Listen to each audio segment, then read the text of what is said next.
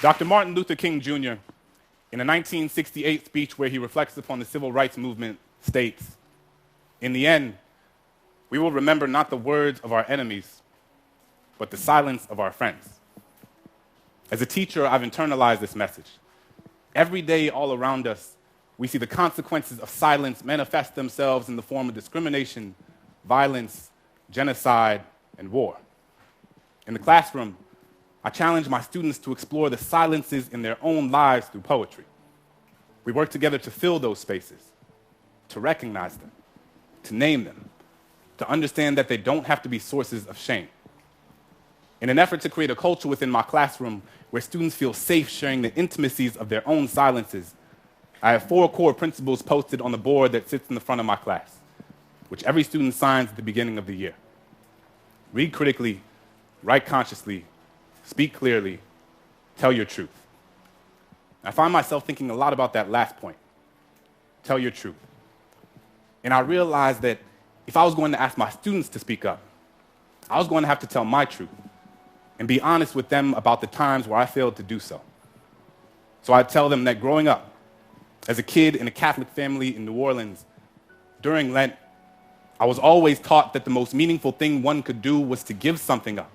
Sacrifice something you typically indulge in to prove to God you understand his sanctity. I've given up soda, McDonald's, French fries, French kisses, and everything in between. But one year, I gave up speaking. Figured the most valuable thing I could sacrifice was my own voice, but it was like I hadn't realized that I had given that up a long time ago.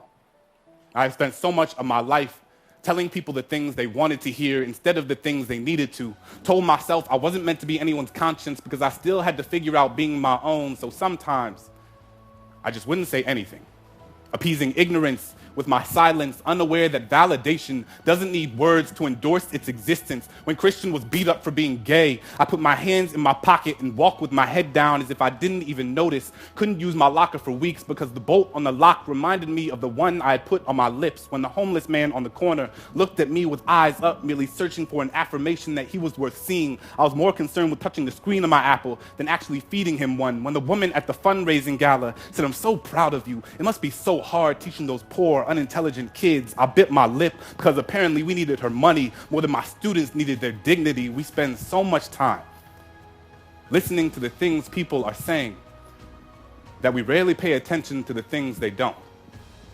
Silence is the residue of fear.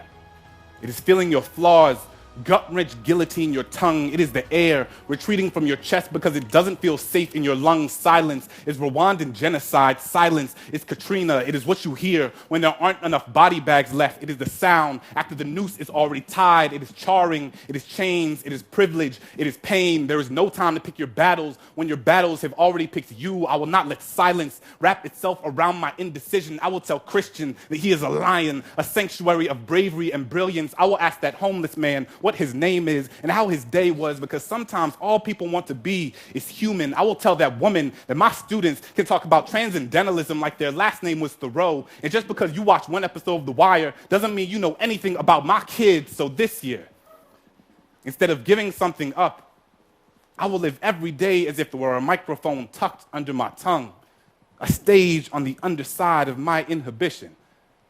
Because who has to have a soapbox when all you've ever needed is your voice?